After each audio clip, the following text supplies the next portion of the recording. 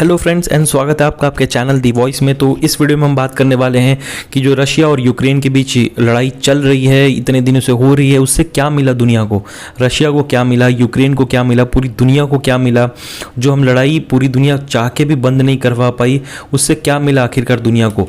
तो इस पर हम डिटेल में डिस्कस करेंगे और जो मेजर फैक्टर रहा है, जो मेजर फैक्टर है इस वीडियो में हम वो डिस्कस करने वाले हैं कि फूड और इकोनॉमी पे क्या इफेक्ट पड़ा, क्योंकि ये चीज़ें हमसे जुड़ी हुई होती हैं। जो लोग वहाँ पे रह रहे थे उन पे क्या इफेक्ट पड़ा, जो वहाँ पे एनर्जी सेक्टर है, जो पूरे वर्ल्ड का जो एनर्जी सप्लाई है, जैसे ऑयल हो गया, नेचुरल गैस हो गया, इलेक्ट्रिसिटी हो गया, इन सारी चीज़ों पे क्या इफेक्ट पड़ा। जो जियो पॉलिटिक्स है कि कंट्रीज़ किधर मूव कर रही हैं किधर नहीं कर रही हैं, इन सारी चीज़ों पे क्या इफेक्ट पड़ा। और जो सबसे बड़ा है सिक्योरिटी, उस पर क्या इफेक्ट पड़ा। तो चलिए शुरू करते हैं इस वीडियो को। और सबसे पहला जो हम देख रहे हैं आप टॉपिक, वो है फूड एंड इकोनॉमी। तो फूड एंड इकोनॉमी पे सबसे बड़ा इफेक्ट, यहाँ पे सबसे ज़्यादा इफेक्ट पड़ा है, क्योंकि आप देख सकते हैं जो वीट का सप्लाई है वो बंद हो चुकी है रशिया और यूक्रेन से। और ये बहुत बड़े मेजर सप्लायर थे वीट के ऑल ओवर द वर्ल्ड, जिसकी वजह से वीट की कीमतें हर जगह बढ़ रही हैं। तो आइए हम एक एक करके कंट्रीज़ पे डिस्कस करते हैं। ऑफकोर्स ये वीडियो थोड़ी लंबी होगी, यहाँ पे बहुत सारे स्लाइड्स हैं, आप देख सकते हैं। मैंने बहुत मेहनत करके इन चीज़ों को बनाया है, सारा डिटेल्स में हम समझेंगे। तो प्लीज़ वीडियो को बने रहिएगा, हर स्लाइड्स को अच्छे से समझिएगा।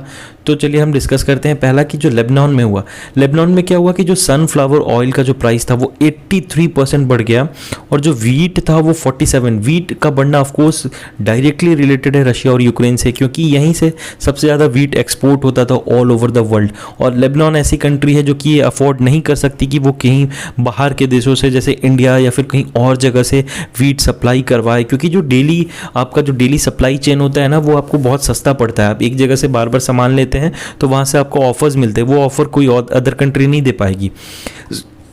श्रीलंका का आप देख रहे हैं, श्रीलंका में हायर फ्यूल प्राइस हुआ, फूड के प्राइसेस बढ़ गए, 2000 रुपये का एक चाय मिल रहा था, दूध मिल रहा था, जिसकी वजह से वहाँ पे इकोनॉमिक क्राइसिस आ गया, ख़त्म हो गया, सब कुछ ख़त्म हो गया। नया गवर्नमेंट अभी आई है, वहाँ पे एक तरह से पेमेंट को भी सस्पेंड कर दिया गया, जो भी बॉन्ड्स के फॉरेन बॉन्ड्स के पेमेंट थे उसको भी सस्पेंड कर दिया गया। एंड वहाँ पे बेल आउट पैकेज की उम्मीद की जा रही है IMF का। और चाइना और इंडिया दोनों मिलके वहाँ पे चाह रहे हैं कि हम वहाँ पे अपना दबदबा बनाए, पैसा देके जो भी है। इथोपिया में क्या हुआ भैया, fertiliser prices jump 200%, fertiliser prices jump हुए। क्यों हुए? क्योंकि फर्टिलाइज़र जो बनाते थे उसमें यूक्रेन और रशिया का बहुत बड़ा हाथ था, ये दोनों बहुत बड़े फर्टिलाइज़र प्रोड्यूस करने वाले कंट्रीज़ थे। पेरू में क्या हुआ, वहाँ पे फूड पे इम्पैक्ट पड़ा, फर्टिलाइज़र पे पड़ा, फ्यूल पे पड़ा, और ये तीनों चीज़ें डायरेक्टली रिलेटेड है रशिया यूक्रेन वॉर से। उसके बाद क्या हुआ कि इंडिया में क्या पड़ा भैया, इंडिया के साथ बहुत अच्छी चीज़ ये हुई कि इंडिया ने ना अपना एक्सपोर्ट है जो वो बढ़ा दिया, प्लस जो इंपोर्ट है ऑयल का वो रशिया से और ज़्यादा कर लिया। तो एक तरह से मतलब हमारा दो चीज़ों में प्रॉब्लम हुआ। एक तो हम सबसे ज़्यादा पेस्टिसाइड्स जो है वो नहीं मंगा पा रहे हैं अभी वो, और लेकिन हमारे ऑयल में अभी हम सफिशिएंट है कि हमने जो भी ऑयल मंगाना था वो फटाफट हमने सस्ता ऑयल रशिया से ख़रीद लिया। इजिप्ट में क्या हुआ कि वहाँ पे पाउंड जो है, Egyptian pound and investor race concern, उनकी जो बैंक है ना, उन्होंने डिवैल्यूएट कर दिया इजिप्शियन पाउंड को, जिसकी वजह से वहाँ पे भी वीट इंपोर्ट्स और टूरिज्म, इनसे बहुत बड़ा मतलब इनको झटका लगा है। बांग्लादेश में जो गारमेंट इंडस्ट्रीज़ है, the engine of economy Bangladesh की जो गारमेंट इंडस्ट्री है, जूट इंडस्ट्री है, फैशन इंडस्ट्री एक तरह से बोल सकते हैं, उसको बहुत बड़ा प्रॉब्लम लगा है। प्लस जो फूड सब्सिडी प्रोग्राम्स था, तो वीट के हाइक बढ़ने से, जैसे इंडिया में चलता है जो राशन मिलता है लोगों को, वीट के दाम बढ़ने से चलते सरकार पे बर्डन एक्स्ट्रा आ गया है सब्सिडी देने का। तो वो भी एक बहुत बड़ा मेजर फैक्टर रहा। सीरिया में भी सेम चीज़ हुआ कि worried about shortage, higher price. तो ये सारी चीज़ें, शुगर का किसका प्राइस, शुगर का आप देख सकते हैं, वीट का देख सकते हैं, कुकिंग ऑयल का देख सकते हैं। ब्राज़ील में एग्रीकल्चर रिलेटेड है, उसके बाद शॉर्टेज ऑफ पावर है, क्यों पावर है भैया, तेल नहीं आ रहा है, बहुत सारी चीज़ें सप्लाई नहीं आ रही है रशिया यूक्रेन से। और सबसे बड़ा इंपोर्टर ब्राज़ील है, देख लीजिए फर्टिलाइज़र का।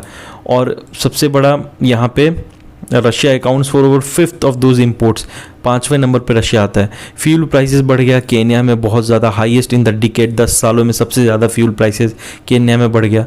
अब आते हैं, ये तो हो गया कि इफेक्ट क्या पड़ा फूड और इकोनॉमी पे। अब लोगों पे क्या इफेक्ट पड़ा, तो लोगों पे सबसे ज़्यादा जो इफेक्ट पड़ा, जो लोग वहाँ पे यूक्रेन के रह रहे हैं उन लोगों को ही इफेक्ट पड़ा है। वो एक तरह से अब रिफ्यूजीज़ हैं बहुत सारी कंट्रीज़ में। कहाँ कहाँ है आप देख सकते हैं, रोमानिया में है 8,80,000 60,000 वहाँ पे यूक्रेनियन रिफ्यूजीज हैं, जिनमें सिर्फ वुमेन और चिल्ड्रन है।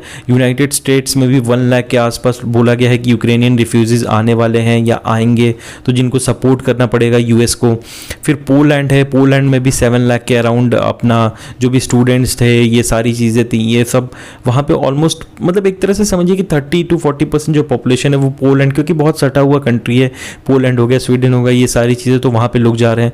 जॉर्जिया में 30,000 रशियंस अराइव कर चुके हैं। रशियन भी बहुत सारे अपना देश छोड़ के जा रहे हैं, तो कुछ रशियंस जॉर्जिया में चले गए हैं। हंगरी में भी लोग पहुँच रहे हैं। Hungary admitted 5,60,000 Ukrainian refugees. Moldova में भी पहुँच रहे हैं, वहाँ पे नियरली 4,60,000, 1/6 ऑफ मोल्डोवा पॉपुलेशन है, उसके बराबर वहाँ पे रशियन यूक्रेनियन रिफ्यूजीज पहुँच चुके हैं। तो ये तो आप समझ सकते हैं कि कितनी बड़ी इम्पैक्ट, कितना बड़ा इम्पैक्ट है वॉर का, कि इतने लोग डिस्प्लेस्ड हो गए हैं, अपने घरों को छोड़ के इनको जाना पड़ा है। ये यहाँ पे आप बहुत बड़ा ट्रैजिक मोमेंट होता है दोस्तों, अपने घर को छोड़ के जाना बहुत एक दुखदाई होता है किसी भी पर्सन के लिए। अब जियो पॉलिटिक्स की बात करते हैं। सबसे बड़ा जो मेजर चेंज है वो जियो पॉलिटिक्स में आया है, क्योंकि वहाँ पे आप देख सकते हैं कि जो चाइना है, चाइना की जो टाई अप बढ़ी है रशिया से बहुत ज़्यादा बढ़ी है। उसने मतलब रशिया और उसके बाद वहाँ पे एक तरह से नो लिमिट पार्टनरशिप डिक्लेयर कर दिया। यहाँ पे आप देखिए कि हमारे और रशिया के बीच कोई लिमिट नहीं है, लिमिटलेस दोस्ती है एक तरह से। बहुत सारे वेस्टर्न सैंक्शंस जो लगे हैं रशिया पे, उसको रशिया सोच रहा है कि चाइना इतना बड़ा बायर है कि उन सारे सैंक्शंस का जो इफेक्ट है उसको चाइना अकेले ही ख़त्म कर सकता है। तो चाइना और रशिया बहुत करीब आ चुके हैं इस सैंक्शंस और वॉर की वजह से। जॉर्जिया में क्या इफेक्ट पड़ा है कि इतने दिनों बाद जॉर्जिया भी बोल रहा है कि नहीं, हम भी यूरोपियन यूनियन ज्वाइन करना चाहते हैं, क्योंकि हमें भी खतरा है भाई, कभी भी कुछ हो सकता है रशिया हम पे भी हमला कर सकता है। स्वीडन, जो कि एक बहुत मतलब स्वीडन, फिनलैंड, ये ऐसी कंट्री मानी जाती थी जो कि हैप्पी इंडेक्स में नंबर टॉप 5 में रहती थी, इवन नंबर टॉप 3 आप बोल सकते हैं इनमें रहती थी। लेकिन अब ये भी बोल रही है कंट्री कि नहीं, हम भी चाहते हैं कि हम ज्वाइन करें नेटो। तो ये बहुत बड़ा शिफ्ट एक तरह से हुआ है, और ये सारी चीज़ें ना हथियारों का खेल होता है दोस्तों, और कुछ नहीं। इसराइल ने भी पोजीशन लिया है। इसराइल बोल रहा है कि हम मेडिटेटर बनना चाहते हैं रशिया वर्सेस यूक्रेन में। बनने को तो बहुत लोग बनना चाहते हैं, लेकिन उनसे कुछ होने वाला नहीं है, करना सिर्फ रशिया को ही है और यूक्रेन को ही है। जापान ने भी बोला है कि हम जापान का सैंक्शन लगेगा। उसके बाद Tokyo and हॉस्टाइल्स from world war 2, जो भी वर्ल्ड वॉर 2 के हॉस्टाइल्स थे। उसके बाद long running talks with Tokyo to formally end hostiles, ये सारी चीज़ें बंद हो गई हैं। उसके बाद जो 4 आइसलैंड थे, वहाँ पे निगोशिएशन चल रहा था रशिया और जापान का, इनके बीच भी आपस में आइलैंड को लेके जो विवाद है वो अब बढ़ता हुआ दिख रहा है। ईरान के वजह से क्या हुआ कि ईरान जो न्यूक्लियर डील था ये एक तरह से अभी रुका हुआ है, क्योंकि ये होने वाला था। इसमें यूएस, यूरोप, चाइना सभी देश मिलके ईरान को एक तरह से न्यूक्लियर डील साइन करने चाहते थे ईरान के साथ मिलके, बट वो डील अभी तक कैंसिल हो गई है, जिस वजह से ईरान पे भी सैंक्शन वैसे का वैसे ही लगा हुआ है। फिर आते हैं ब्राज़ील पे, तो ब्राज़ील ने भी ब्राज़ील तो इनफैक्ट जब वोटिंग हो रहा था तब ब्राज़ील ने वोट ही नहीं किया था, मतलब एक तरह से रशिया के फेवर में वोट किया था, एब्सटेन भी नहीं किया था। तो एक तरह से न्यूट्रल रह रहा है, बट न्यूट्रल नहीं है Brazil totally supported Russia. Taiwan भी अब बोलने लगा कि भैया हमको भी चाहिए हथियार, क्योंकि जिस तरह से रशिया ने आक्रमण किया है यूक्रेन पे, वैसा आक्रमण हम पे भी कभी भी हो सकता है। तो हम भी वरीड हैं चाइना को लेके। Taiwan is worried that China might one day invade and wonders whether the US would come to their defence. जैसे यूएस ने आश्वासन दिया था यूक्रेन को, क्या वैसा ही यूएस आश्वासन हमें दे रहा है कि जब लड़ाई होगा तो यूएस आएगा ही नहीं। इंडिया का तो भैया आप समझ सकते हैं कि इंडिया ने यूक्रेन के साथ भी हमारा दोस्ती है, रशिया के साथ भी है। उसके बाद हम सैंक्शन लगा है तो भी हम रशियन ऑयल खरीद रहे हैं। उसके बाद बहुत सारी हमारी फ्रेंडली टाइज है रशिया के साथ, और हम जनरली हम दिखाना नहीं चाहते वर्ल्ड में कि हमारा बहुत अच्छा टाई है, लेकिन हम ये भी नहीं बोलते कि हम बहुत अच्छा टाइज नहीं है। दोनों चीज़ हम बैलेंस करके चल रहे हैं। अभी टर्की का है, टर्की ने सीधे पोजीशन लिया है कि रशिया मतलब एक तरह से टर्की नाटो का पार्ट भी है, वो डायरेक्टली रशिया को सपोर्ट नहीं कर सकता, बट हाँ टर्की ने स्वीडन और फिनलैंड को जो मेंबरशिप की एप्लीकेशन थी उसको रिजेक्ट करवाने में या फिर उसको होल्ड कराने में बहुत बड़ा मतलब एक तरह से रोल प्ले किया है। और ये किसके कहने पे कि आप समझ सकते हैं बिल्कुल ही। फिर टर्की पूरी तरह से डिपेंडेंट है रशियन ऑयल और गैस इंपोर्ट पे, तो यूक्रेनियन टूरिज्म पे, तो टर्की पे भी बहुत ज़्यादा इफेक्ट है इस वॉर का। अब आते हैं एनर्जी पे।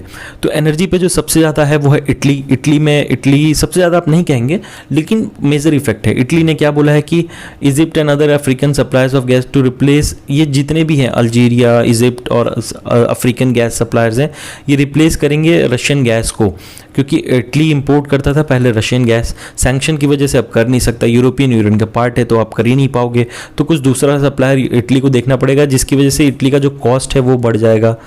उसके बाद पोलैंड को जो रशिया गैस दे रहा था उसने अभी बंद कर दिया है। इस पर भी मैंने एक वीडियो बनाई है, आपको चैनल पे मिल जाएगा, प्लेलिस्ट में आप जाएंगे तो रशिया यूक्रेन करके सर्च करेंगे तो वहाँ पे क्यों बंद कर दिया था, क्योंकि रूबल्स में पेमेंट नहीं आ रहे थे, इस वजह से बंद हो गया था। कनाडा ने भी बोला है कि हम अभी एक्सपोर्ट जो है वो अल्टरनेटिव ढूंढेंगे, और उन्होंने भी बैन कर दिया रशियन ऑयल का इम्पोर्ट इटसेल्फ। जर्मनी ने भी बोला है कि येस, हमने जो हमारा जो पहले हम इम्पोर्ट करते थे रशिया से वो 55% था, उसको कम करके अब 35% लाना चाहते हैं, और आगे आने वाले टाइम में और 12 to 35% हम और कम करने वाले हैं। और इसकी वजह से वहाँ पे ना एक तरह से शॉर्टेज हो गई है नेचुरल गैस की भी, बट स्टिल जर्मनी मतलब कम इंपोर्ट कर रहा है, लेकिन इंपोर्ट कर रहे हैं। वेनेजुएला बहुत बड़ा शिफ्ट है, पॉलिसी शिफ्ट है वेनेजुएला पे, क्योंकि बहुत ज़्यादा सैंक्शन लगा था, लेकिन तेल की कमी के वजह से, सबसे बड़ा खदान अगर कहीं है तेल का तो वेनेजुएला में है, लेकिन तेल की कमी के वजह से बाइडन ने वेनेजुएला पे थोड़ी नरमी बरती है, और एक तरह से वेनेजुएला को समझा जा रहा है ऑल्टरनेटिव, रशिया का ऑल्टरनेटिव वेनेजुएला का समझा जा रहा है। और यूएसए पे, ऑफ कोर्स यूएसए पे सबसे ज़्यादा पड़ा है। यूएसए ने 180 मिलियन बैरल्स ऑयल जो है फ्रॉम स्ट्रैटेजिक रिजर्व से बोला है कि इसको बाहर निकालो। जितना भी जो रिजर्व यूएसए रखता है अपना वॉर जैसे सिचुएशन में अपने आप को प्रोटेक्ट करने के लिए, वो सारी चीज़ें बाहर निकल रही हैं कि ठीक है, ऑयल का जो एक तरह से मतलब सप्लाई रुक गया है उसको काउंटर किया जाए, थोड़ी सी ऑयल की सप्लाई बढ़ाई जाए ताकि जो प्राइस है ऑयल का वो बहुत ज़्यादा ना जाए।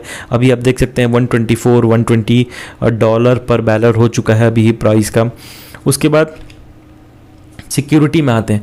सिक्योरिटी में आप देख सकते हैं कि ऑस्ट्रेलिया भी बोल रहा है कि ऑस्ट्रेलिया के डिफेंस मिनिस्ट्री ने भी बोला है कि हम प्लान कर रहे हैं लॉन्ग रेंज स्ट्राइक मिसाइल, और ये खरीदेंगे किससे, या तो फ्रांस या तो अमेरिका। तो प्रॉफिट तो इन्हीं दो कंट्रीज़ का है ना। फिनलैंड भी बोल रहा है कि हम भी इतने साल तक न्यूट्रल रहे, लेकिन अब हम चाहते हैं कि हम नाटो ज्वाइन करें, हमारे पास भी खुद की फोर्स हो। फिर प्रॉफिट किसका है, यूएस नहीं तो फ्रांस। पोलैंड ने भी बोला है कि हम भी इंक्रीज करना चाहते हैं फेडरल डिफेंस स्पेंडिंग में, और ये खरीदेंगे कहाँ से, आप सोचिए ना। ये जो भी कंट्रीज़ हैं, पोलैंड, फिनलैंड, ऑस्ट्रेलिया, ये कहाँ से खरीद सकते हैं वेपन्स, यूएसए से खरीदेंगे या फिर फ्रांस से खरीदेंगे, यही दो इनको दिखते हैं, या फिर यूके दिखेंगे, और कहीं से तो ये खरीद सकते नहीं है। तो फ़ायदा तो अल्टीमेटली यूके, यूएस, फ्रांस को ही होने वाला है वॉर से। फिर जर्मनी ने भी बोला है कि इज़ हाइकिंग डिफेंस स्पेंडिंग और रीबिल्ड इट्स जो भी मिलिट्री है, यूरोप की लार्जेस्ट मिलिट्री बनाने की बात कर रहा है जर्मनी। आप सोच सकते हैं एक टाइम पे जर्मनी यूरोप का किंग हुआ करता था, उसने ये सब छोड़ दिया था, लेकिन इस वॉर की वजह से वापस वो अपनी मिलिट्री जो स्पेंडिंग है उसको बहुत ज़्यादा बढ़ा रहा है।